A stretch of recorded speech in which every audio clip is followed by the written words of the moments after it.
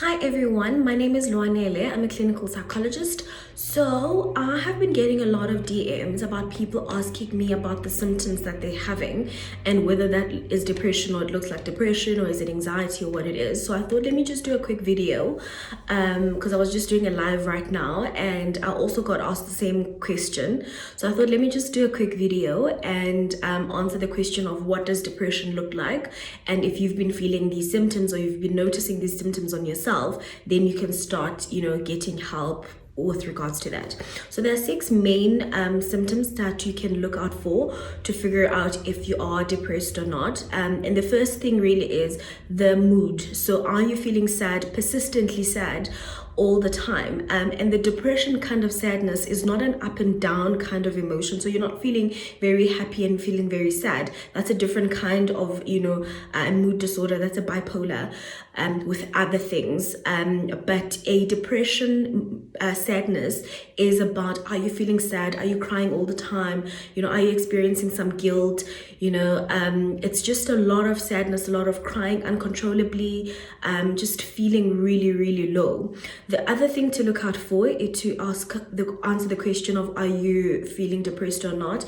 Is your sleeping patterns, have your sleeping patterns changed? Are you sleeping more than you used to or even less than you used to? So it can go either way. For some people, they'll sleep all day, every day, and that's not something that's usually part of their pattern. And for some people, they will struggle to sleep and they will have insomnia. So that's another symptom to look out for.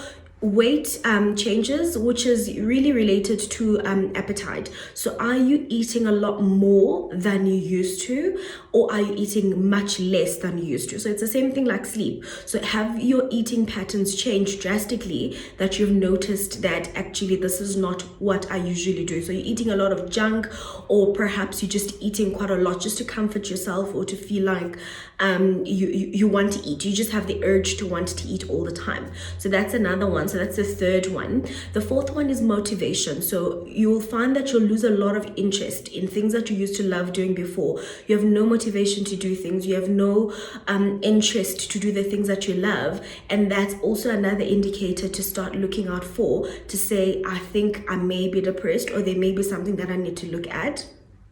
The fourth one is suicidal ideation. So basically, suicidal ideation doesn't mean you already have a plan of how to commit suicide. It just means that sometimes you think death is much easier than being alive. It's just easier to escape. It's just easier to not be here. And that can also be another indicator of depression. And then the last one is fatigue. So are you feeling tired, lethargic, feeling just like your body doesn't want to move with you anymore? You will have, maybe you have things that you want to do, but you're just feeling so tired and you just can't do it. So in isolation, the symptoms, we can all feel them. It doesn't mean that we're depressed, but together, and also over a long period of time. So a long period of time would be more than a month. Then you can start thinking about, I think there might be, I might be depressed. So with the lockdown and everything that's happening on our lives, we are feeling a little bit of some of these symptoms, but we also kind of like kick out of them, every now and then. So you may feel them in one day because you're just feeling like, I really don't want to stay indoors. I really don't want to just do the same thing over and over. So you will get a lot of that, especially in the space that we're in. But if you persistently feeling these emotions, these 6 symptoms, more specifically together, and you've been feeling them for more than a month, persistently, and they're affecting, the other important thing is that, are they affecting your social life, whatever your social life looks like currently? Are they affecting your occupational life, which means you're not concentrating as well as you would before at work? Are they affecting your life at home? So are these things that are happening, these 6 symptoms, affecting you in your personal space at home? Are you seeing a difference? And I think that's the most important thing. Have you seen a difference in yourself? Have you seen yourself change over time, and you're like, no, I'm actually not how I used to be. This doesn't feel like me. I feel like I'm in experiencing myself in someone else's body. All those kinds of questions that you start thinking about, or they start being in your mind, those may all be signs of, perhaps I am depressed. It doesn't mean that you're depressed. Don't self-diagnose.